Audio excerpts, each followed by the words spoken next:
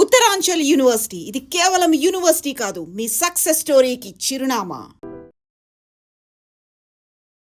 So pink elephant Niharika చేయడం అనేది చాలా గొప్ప విషయం. అప్పటి నిహారిక గారికి ఇప్పుడు ఇన్ని చాలా మెచ్యూరిటీ ఉంది. ఈ ఏజ్కి తను ఇంత చేస్తుందంటే ఇక ఫ్యూచర్ ఎంత చేయొచ్చు. కరెక్ట్.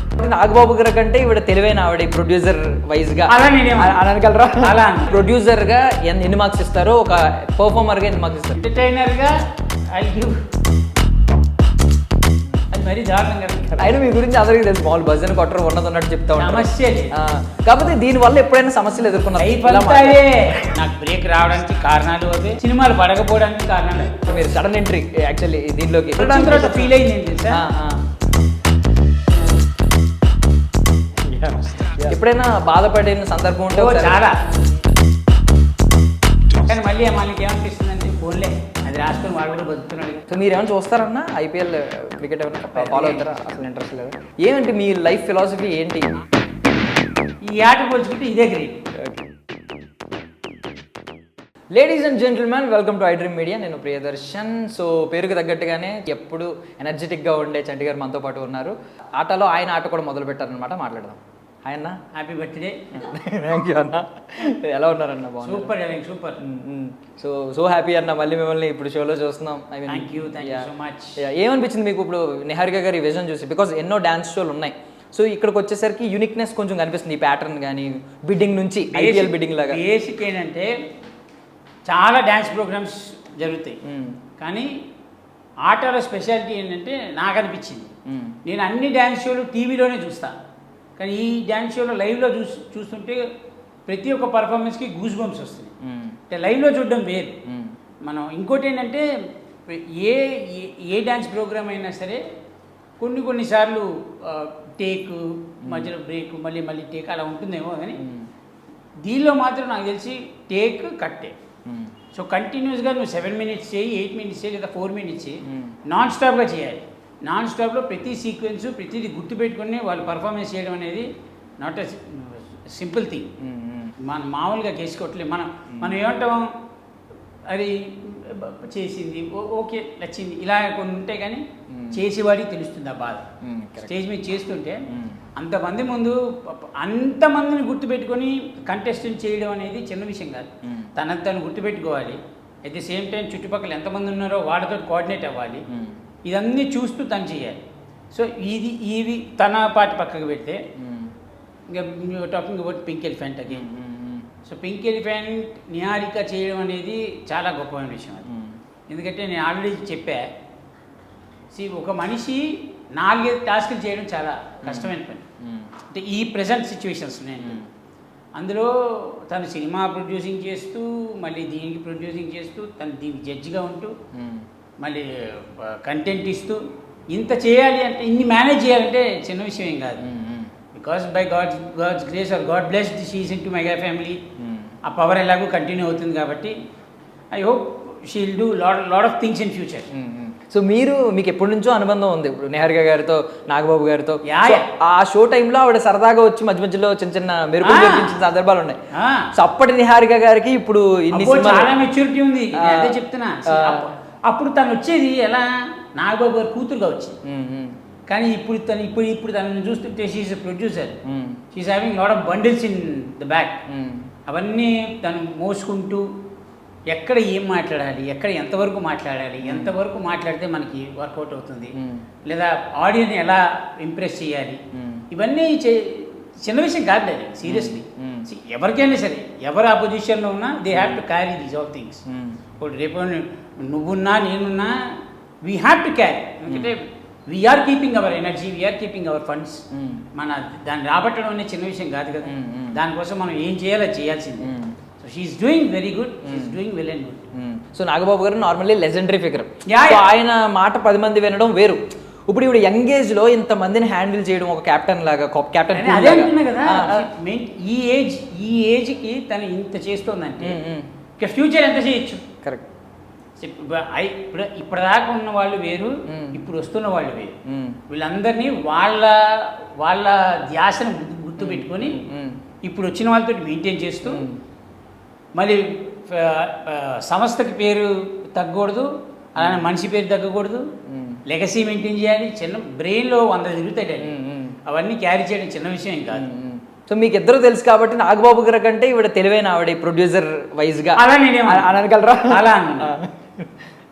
అలా అలా అనే ప్రసక్తే లేదు ఇప్పటికి నేను అలా ఎంతైనా వాళ్ళే తనే వాళ్ళు.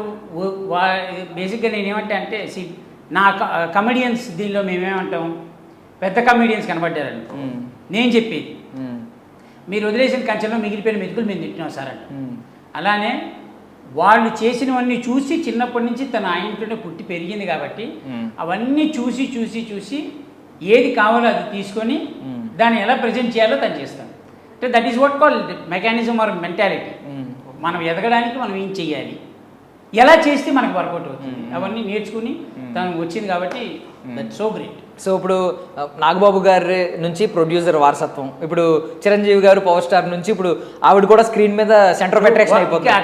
నేను అదే చెప్తాను. ఇప్పుడు ఒక స్టార్ కూతురుగా చేయడం వేరు, స్టార్స్ ఫ్యామిలీ మెంబర్గా చేయడం వేరు. తను ఏం చేసినా అందరి మీదకి పడుతుంది ఎఫెక్ట్, రైట్?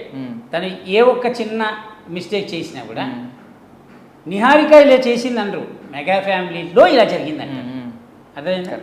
సో తను ప్రొడ్యూసింగ్ చేసేటప్పుడు కూడా సినిమా తీశారు, ఫర్ ఎగ్జాంపుల్ ఫ్లాప్ అయింది అనుకుందాం, జనాలు ఈజీగా అనేస్తారు. నర ఉన్నదిగా నాలుగుకి ఎవరిది మళ్ళీ డబ్బులు ఖర్చు పెట్టారు. దాన్ని ఎంత నమ్మి చేశారు, అది ఫ్లాప్ అన్ఫార్చునేట్ అయ్యిందా ఫార్చునేట్గా జరిగిందా, క్యారీ చేస్తున్నప్పుడు పడే బాధ ఏంటి వాళ్ళకి మాత్రమే తెలుస్తుంది. సో మనం ఈజీగా నోటిఫికేషన్స్ ఇచ్చేయడం చాలా easy. I'm telling to audience, మన నోటిఫికేషన్ చాలా ఇచ్చేస్తాం కానీ పడేవాడికి తెలుస్తుంది బాధ అని. ఇక్కడ తనని రిప్రజెంట్ చేయట్లేదు, షీఈస్ రిప్రజెంటింగ్ హోల్ ఫ్యామిలీ.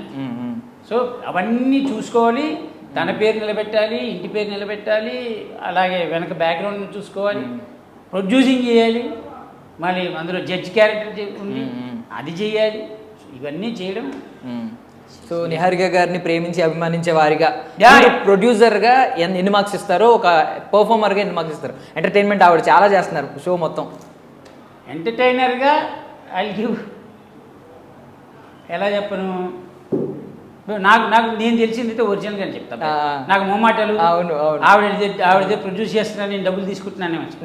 నేను ప్రొడ్యూసర్గా ప్రస్తుతానికి అయితే నేను 80 ఇస్తా. ఓకే, ఇంకోటి ఏది అంటే పర్ఫార్మర్గా ఎంటర్టైనర్గా 100% 100 ఇచ్చేస్తారు. నేను ఎందుకు 80 ఇస్తున్నాను ప్రొడ్యూసర్గా, ఇంకా నేర్చుకోవాలి, ఇంకా చాలా ఉంది. ఇప్పుడే 100% అని చెప్పేసామనుకో అది మరీ దారుణం కదా, భజన కొట్టినట్టుగా. అయినా మీ గురించి అందరికీ తెలుసు, మామూలు భజన కొట్టరు, ఉన్నట్టు చెప్తా ఉంటారు, సమస్య లేదు. కాకపోతే దీనివల్ల ఎప్పుడైనా సమస్యలు ఎదుర్కొన్నారు? ఉన్నట్టు మొహం మీద చెప్పడం, ఎందుకంటే టాక్టిక్ కొంచెం లైఫ్ అంతాయే, లైఫ్ మొత్తం అదే. నేను భజన కొట్టకపోవడానికి, నేను మధ్యలో నాకు బ్రేక్ రావడానికి కారణాలు అవే, సినిమాలు పడకపోవడానికి కారణాలు అవి. మనకు భజన చేత కాదు, భజన కొట్టం, అది ఏదైనా పోనీ, ఎట్టైనా పోనీ లైఫ్. భజన కొట్టి ఓపిక నాకు లేదు, భజన కొట్టాల్సిన అవసరం లేదని నేను ఫీల్ అవుతాను. ఎందుకంటే when you have a confidence in your self, నువ్వు ఇంకోటికి వెళ్ళి భజన కొట్టాల్సిన అవసరం లేదు. మ్యాక్సిమం ఏం చెప్తాం, అబ్బాయి ఇష్టం ఉంటే ఇష్టం ఉందని చెప్తాం, లేదంటే లేదని చెప్తాం. నువ్వు తప్పు చేస్తే తప్పు చేసావని చెప్తాం. ఆ టైంకి తిట్టుకుంటారేమో కానీ 10 నిమిషాలు వాడొక్కడే ఆలోచించుకుంటాడు ఎందుకు అన్నాడు ఈ మాట అని. అప్పుడైతే నిజం బయటకు వస్తుంది, చాలు ఆ నిజం కోసం వెయిటింగ్. బట్ ఈ పాయింట్ వరకు కూడా టిల్ ఒకసారి మారదామేమో, ఎందుకు కొంచెం అనుకోలేదన్న ప్రసక్తే లేదు. మారా భజన ఎప్పుడు కొట్టాలి తెలుసా, నీకు గడవకపోతే భజన కొట్టు. గడవకపోతే అంటే నిన్ను తగ్గించుకున్నావు, నువ్వు దిగిపోయావు ఆల్రెడీ, ఇక నీ వల్ల కాదు అనుకున్నప్పుడు భజన కొట్టు. లేదు నా మోకాళ్ళలో ఇంకా సత్తా ఉంది, నీ కొండ ఎక్కగలుగుతాను అన్నప్పుడు నువ్వు దేవుని ఎందుకు అడుగుతావు? నన్ను ఎక్కించు దేవుడా అని. నా మోకాలు బాగాలేనప్పుడు అడుగుతావు నన్ను ఎక్కించు దేవుడా. నీ మోకాలు బాగానే ఉన్నాయి కదా, ఆయన అదే అంటాడు. నువ్వు అంత బాగానే ఉన్నప్పుడు నువ్వే ఎక్కిరా, నీకు రావాలనిపించి వచ్చేసి నేనున్నా కదా అంటాడు. నన్ను ఎక్కించి దేవుడానికి కింద కూర్చుంటే ఎందుకు ఎక్కిస్తాడు? నీలాంటి వాడు 100 మంది ఉన్నారు. మరి సో ద కంబ్యాక్ నిజంగా అదిరిపోయింది, మంచి షోలో మంచిగా వచ్చారు. సో ఏమనిపించింది, మీకేమనిపించింది? ఇప్పుడు ఈ కంబ్యాక్ స్ట్రాంగ్గా ఉంది కాబట్టి, ఎలాగో ఫౌండేషన్ మళ్ళీ స్ట్రాంగ్గా పడింది కాబట్టి, ఎలా ఉంటుంది అని అనుకుంటున్నారు నెక్స్ట్ మరి అప్కమింగ్ ప్రాజెక్టుల విషయం? రేపు ఏం జరుగుతుందో మనకి ఈరోజు చెప్పలేం బాబు. ఇప్పుడు ఎన్ని 100 కోట్లు సంపాదించినా బాత్రూంలో పడి చచ్చిపోయారని రేపు ఏం జరుగుతుందో మనం ఎట్లా చెప్పగలుగుతాం? ఈ రోజు ఉన్నంత వరకు 100% ఇచ్చావా లేదా లక్ష్యం. నేను ఎక్కడున్నా 100% ఇస్తా. 100%లో వాళ్ళకి ఎంత కావాలో అంత తీసుకుంటారు. వద్దనుకున్నాడు మిగతా బ్యాలెన్స్ వదిలేస్తారు. దానికి ఏం పెద్ద విషయం. ఆశావాదం కంటే ఎక్కువ ఫిలాసఫీనే చేస్తారు. నేను ఆశల మీద డిపెండ్ అవ్వ. ఉన్నది మనకు వచ్చింది చేద్దాం, రాంది నేర్చుకుందాం, అలా అని టీటీలు ఆడ. ఓకే. సో మధ్యలో ఇలా సడన్గా వచ్చారు కాబట్టి మీరు సడన్ ఎంట్రీ యాక్చువల్లీ దీనిలోకి. నేను వచ్చిన తర్వాత ఫీల్ అయింది ఏంటి తెలుసా, స్టార్టింగ్ నుంచి నేను ఎందుకు లేని ఫీల్ అయ్యా. ఎందుకంటే ఇంత మంచి షో, ఇంత లైవ్ పర్ఫార్మెన్స్లు, వాళ్ళ పర్ఫార్మెన్స్ చూస్తుంటే నాకు ఒక్కొక్కసారి ఏంటి కష్టం వీళ్ళది. అంటే ఒక డ్యాన్స్ కోసం ఆ స్టేజ్ మీద ఆ పర్టిక్యులర్ టైం డ్యాన్స్ దీనికోసం ఇంత చచ్చిపోతారా మనుషులని. కానీ అది చూస్తుంటే మనకి ఏమనిపిస్తుంది అంటే మనం కూడా డ్యాన్స్ చేస్తే బాగుంది అనిపిస్తుంది. కానీ మనం డ్యాన్స్ చేస్తే బాగుండదని మనకు మాత్రమే తెలుసు. కాబట్టి మనం చేయకూడదు. ఓకే. మీరు వచ్చింది షార్ట్ స్పాన్లో వచ్చినప్పటికీ కూడా బాగా ఇమిడిపోయారు. లైక్ సారిక గారు ఎపిసోడ్ మొత్తం మిమ్మల్ని చంటి గారు చంటి అంటూ అదే గడిచిపోయింది మొత్తం అంతే. సో ఏమనిపించిందండి ఇప్పుడు జడ్జెస్ని, మీరు కూడా ఎంతోమందిని టీవీలో చూసిన జడ్జిలు ఉంటారు, ఇప్పుడు లైవ్లో ఉన్న జడ్జిలు ఉంటారు, ఎలా బ్యాలెన్స్ చేస్తున్నారు అనుకుంటున్నారు? ఇక్కడ అందరూ పరిచయమే బా, పరిచయం లేని వాళ్ళు ఎవరు లేరు. ఒక్క రాధిక గారు ఒక్కటే నాకు పరిచయం లేదు. కాబట్టి ఆవిడ నేను బాగా ఇష్టపడింది ఏంటంటే, ఆవిడ 48 years నుంచి ఇండస్ట్రీలో ఉన్నారు. ఆవిడ ఇష్టపడిన వాళ్ళు ఎవరు ఉంటారు. కాకపోతే ఏంటంటే మనకి నేను ఫస్ట్ టైం వచ్చి రాధిక గారిని చూడంగానే నాకు రాజా విక్రమార్క సినిమానే గుర్తుకొచ్చింది. దానిలో ఆవిడ పీచ్ పర్ఫార్మెన్స్, ఆవిడేనా ఈవిడే అనిపించింది. సరే మనం ఎట్లా కమెడియన్స్ కాబట్టి మనకు కొంచెం ఆ నోటి దూరం కొంచెం ఉంటుందిగా, పంచి వేసేయాలి, ఏదో కామెడీ చేయాలి. ఈవిడ తీసుకుంటుందా తీసుకోదా అని ఒక చిన్న డౌట్ ఉండేది. ఎప్పుడైతే ఆవిడ రివర్స్ పంచ్ చేయడం మొదలెట్టిందో అప్పుడు అనిపించింది మన టైప్ క్యాండిడేట్లే అంత లేదన్నమాట, హ్యాపీగా బతికేయచ్చని కలిసిపోయాను ఆవిడతోటి, హ్యాపీగానే ఉంది. ఆవిడే పంచులు వేస్తున్నాం, మనం పంచులు వేస్తున్నాం, హ్యాపీ. ఇక్కడ మంచి విషయం ఒకటి చెప్తా చూడు, ఎందుకు గొప్పవాళ్ళు అవుతారు తెలుసా? ఎవరైనా సరే మనం పంచులు వేసినప్పుడు కొంతమంది తీసుకోరు, తీసుకునే వాళ్ళు ఏం ఫీల్ అవుతారు తెలుసా? వీళ్ళు మనలాంటి వాళ్ళే కదా అని ఫీల్ అవుతారు. అప్పుడు అక్కడ యూనిటీ బాగుంటుంది. ఇప్పుడు మనం రాధిక గారు నేను ఇది అందాం అనుకుంటున్నా అని అడగక్కర్లేదు అని ఆవిడే చెప్పేసి నీకు ఏదనిపిస్తే అనేసి it is not personal, you're giving it content ఎంత కావాలో తీసుకుంటాను. మీకు ఏదనిపించింది చేసి నాకు వచ్చింది నేను చేసేస్తాను, నేను అనేస్తాను. That is so good things. గొప్పవాళ్ళు అందుకే అవుతారు. మనం ఇవ్వడమే కాదు, తీసుకోవడం కూడా నేర్చుకోవాలి. ఓన్లీ పంచులు వేయించుకునే టీవీలో స్టార్ అయిన వాళ్ళు ఉన్నారు. గారు ఎగ్జాంపుల్. ఓన్లీ పంచెస్ మీదే తీసుకోవడం వెయ్యడం ఉండాలి, తీసుకోవడం ఉండాలి, రెండు ఉండాలి. అది తీసుకునే వాళ్ళ పాత్ర తక్కువై ఆయన ఫుల్ఫిల్ చేశారు మొత్తం సెంటర్ ఆఫ్ ప్రతి ఒక్కరు కౌంటరేషన్. మీరు కూడా ఎప్పుడన్నా ఇలా వేసినప్పుడు ఎవరి మీదన్నా మళ్ళీ బ్యాక్ స్టేజ్ వెళ్ళి మాట్లాడతారన్నా ఏమైనా మిస్అండర్స్టాండ్ చేసుకుంటారేమో అని స్పాంటేనియస్గా మీ నోట్లోంచి వచ్చేస్తాయి. ఇప్పుడు ఎదుటివాడిని హట్ చేయకుండా పంచివేయడం వేరు, హర్ట్ అవ్వాలని పంచి చేయడం లేదు. మనం ఎప్పుడు హర్ట్ అవ్వాలని వెయ్యం. ఎప్పుడైనా బై మిస్టేక్ జరిగింది అనుకో ఆన్ ది స్పాట్ చెప్పేస్తా. బ్యాక్ స్టేజ్కి అంత టైం తీసుకోను, ఆన్ స్పాటే చెప్పేస్తా. నేను ఆ మాట కావాలని లేదు, ఫ్లోలో వచ్చేసింది. హర్ట్ ఏంటి ఐమ్ సారీ, అది అక్కడితో క్లియర్ అయిపోయింది. మనం బ్యాక్ వెళ్ళి మాట్లాడామనుకోండి, ఇప్పుడు ఈ స్టెప్ నుంచి పక్కన ఇంకో స్టెప్ వేసామంటే ఈ పక్కన ఉన్న 4 వాల్స్ మాట్లాడతాయి. సో ఆ వాల్స్ మాట్లాడుకునే ఛాన్స్ ఇవ్వను. ఇక మాట్లాడుకునే వాళ్ళు మాట్లాడుకుంటుంటారు, దానికి మనం ఏం చేయలేము. ఇప్పుడు సినిమాల విషయానికి వస్తే మీ 2 వర్షన్స్ ఉంటాయి. ఒకటి ఏంటంటే innocence like Bheemili kabaddi jet character, ఇంకోటి ఏంటంటే మీ ఫన్ ఉంటుంది, ఎంటర్టైనర్ లైక్ సినిమా చూపిస్తాం మామ, అందులో ఆ ఫ్రస్ట్రేషన్ చూపించడం, ఆ స్పాంటేనియస్గా పంచలేయడం. మీకు ఏ వర్షన్ నచ్చుద్ది అన్న బాగా? ఆబ్వియస్లీ భీమిలీ కబడ్డీ నచ్చుంది. ఇన్నోసెన్స్ నచ్చుద్దా? దాంతోనే మనం బయటకు వచ్చాం కాబట్టి అది ఆ సినిమా కాన్సెప్టే వేరు కాబట్టి దానికి అంతే ఇవ్వాలి. సినిమా చూపిస్తామా కాన్సెప్ట్ వేరు కాబట్టి దానికి ఇలా ఇవ్వాలి. సో ఏంటంటే ఇది ఫ్రస్ట్రేటెడ్ క్యారెక్టర్, అదేమంటే అది చిన్న సైజ్ ఫ్రస్ట్రేటెడ్ ఉంటుంది. సో ఏదంటే అది అత్తగారి మీద కోపంతో ప్లస్ ఊళ్ళో ఒక మనిషి, ఇదంతా వేరు. ఇక్కడ మా అల్లుడు, ఒక ఇంటి అల్లుడు పిల్లని చేసుకోవడం వచ్చిన వాడి మీద రివెంజ్ తీర్చుకోవాలి అంతే. ఏ క్యారెక్టర్ అయినా చేస్తాడండి. కాకపోతే ఏంటంటే కొంతమంది కథ తెలిసి చేస్తారు, కొంతమంది కథ తెలియక చేస్తారు. నేను మ్యాక్సిమం కొన్ని సినిమాలకి వెళ్ళినప్పుడు అడుగుతా కథ ఏంటో చెప్పండి, ఎందుకంటే ఏ పాయింట్ ఏంటని మనకు తెలిస్తే ఎక్కడ ఏది మాట్లాడాలో మనకు తెలుసు. అట్లా సో ఇప్పుడు నెక్స్ట్ చాలా సినిమాలు చేశారు, ఇప్పుడు మళ్ళీ ఏమైనా సైన్ చేశారన్నా అప్కమింగ్? చేస్తున్నా, వస్తున్నాయి ప్రస్తుతానికి వస్తున్నాయి. అన్నీ కుదరాలిగా. సో లుక్స్ వైజ్ చూసుకుంటే ఇప్పుడు కొంచెం మారారు బాగున్నారు. యాక్చువల్లీ మీరు వెజిటేరియన్ అయిపోయారని చెప్పి విన్నాను. వేగన్ అయిపోయారన్నా వెజిటేరియన్ అయ్యారా? పుట్టికే వెజిటేరియన్ ఎప్పుడు ఓకే అవునా? ఇంతవరకు చికెన్ మటన్ ఇలాంటివి ఎప్పుడు నా జీవితం ఓకే. నాకు ఏ దేశం పైన అయితే తలకాయ అంటే ఇప్పుడు మెనూ అడిగితే వెజిటేరియనే తింటారంటే నేను ఇంతకుముందు తిన్నారేమో. వెజ్జే అదే చెప్తున్నా కదా, ఏ దేశం పైన వచ్చే బాధ్యతే. ఎందుకంటే బయట దేశానికి వెళ్ళినప్పుడు వెజ్ దొరుకుతుంది, అంతా నాన్ వెజ్లే కదా. మనం ఎత్తుక్కోవాలి, గుర్రం గడ్డి కోసం ఎత్తుకున్నట్టు ఎత్తుకోవాలి. ఏంటన్నా డైట్ ఏమి ఉంటుందన్న, ఎలా ఉంటుందన్న? లేదు నాదే డైట్ ఏం లేదు, ఇది దొరికితే తినడమే. వెజ్లో డైట్ ఏ ఉంటుంది, పెట్టేదే దొరకడమే ఎక్కువ అంటారు. పప్పు సాంబార్ ఎక్కడ పోయినా అవే ఉంటాయి. సో ఇప్పుడు ఇంత బాగున్నారు, హెల్దీగా వచ్చారు, చాలా హ్యాపీగా ఉందన్న. ఏమన్నా చెత్త థంబ్నెయిల్స్, చెత్త కంటెంట్ ఇవన్నీ వచ్చినాయి కదా ఒక ఫేజ్లో, ఎప్పుడైనా బాధపడిన సందర్భం ఉంటే? చాలా. అంటే ఇందాక చెప్పింది అదే, ఈజీగా నోటిఫికేషన్ ఇవ్వడం చాలా ఈజీ, పడేవాడికి తెలుస్తుంది బాధ. మనం ఏ ఆర్టిస్ట్ అయినా సరే ఒక చిన్న గ్యాప్ వచ్చినప్పుడు ఆ గ్యాప్లో జరిగే కొన్ని సంఘటనలు ఈ యూట్యూబ్లో కానీ వాటిలో కానీ రాసేస్తారు ఈజీ.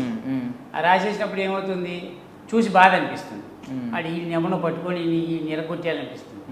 కానీ మళ్ళీ మనకి ఏమనిపిస్తుంది అంటే, ఫోన్లే అది రాసుకొని వాడు కూడా బతుకుతున్నాడుగా, కొన్ని బతకని అనిపిస్తుంది. కాబట్టి దానివల్ల లైఫ్ ఎఫెక్ట్ పడింది, మధ్యలో జరిగిన కొన్ని దీనివల్ల లైఫ్ మీద ఎఫెక్ట్ పడింది నాకు. అది ఇక్కడ తేరుకోవడానికి కొంచెం టైం పట్టింది. చూద్దాం, ఇప్పుడిప్పుడే మళ్ళీ బ్యాటింగ్ స్టార్ట్ చేశాం కాబట్టి చూద్దాం ఏ బాల్లో 6 వెళ్తుందో ఏది 4 వెళ్తుందో మనకి తెలియదు. సో పింక్ ఎలిఫెంట్ నుంచి నెక్స్ట్ బరీ ఒకటి అనౌన్స్మెంట్ అయ్యింది. సో సినిమాలు వస్తూ ఉన్నాయి, మీ అసోసియేషన్ ఉంటుందని అంటారా ఇక్కడ నుంచి? మనకు అంత ఐడియా, నేను అడగలేదు. నాకు బరీలో ఇస్తారా, ఇది ఉందా అది ఉందా, వాళ్ళకి ఇంట్రెస్ట్ ఉంటే ఇస్తారు, ఇంట్రెస్ట్ లేకపోతే లైట్. అంటే ఇప్పుడు అడగందే అమ్మాయినా పెట్టదనే సామెత కూడా ఉంది కదా. నేను ఎప్పుడు ఏది అడగలేదు, అది ఎప్పుడు అడగలేదు. నేను అదే అంటున్నా, నేను ఏదైనా సినిమా ఆఫీస్కి స్టార్టింగ్లో వెళ్ళేవాడిని, ఇప్పుడు మనం ఇండస్ట్రీకి వచ్చిన కొత్తలో వెళ్ళినప్పుడు అప్పుడు ఏమయ్యేది, ఏ ఆఫీస్కి వెళ్ళినా సరే, అంటే భీమిలి కబడ్డీ చెట్టు ఇవన్నీ అయిపోయిన తర్వాత, SMS ఆ మూవీ కూడా అయిపోయిన తర్వాత, మీరు నాకేం తెలియదు, మీ క్యారెక్టర్ ఉంది, నేను డేట్లు చెప్తాను మీకు, కోడేటర్ గారు డేట్లు ఇవ్వండి, నెంబర్ రాసుకోండి, ఇవన్నీ ఉన్నాయి, వచ్చేవి కాదు ఫోన్. అలా తిరిగి నాకు బోరు కొట్టేసి, ఎందుకంటే ఎన్నేళ్ళని తిరుగుతావు, ఎన్ని ఆఫీసులను తిరుగుతావు,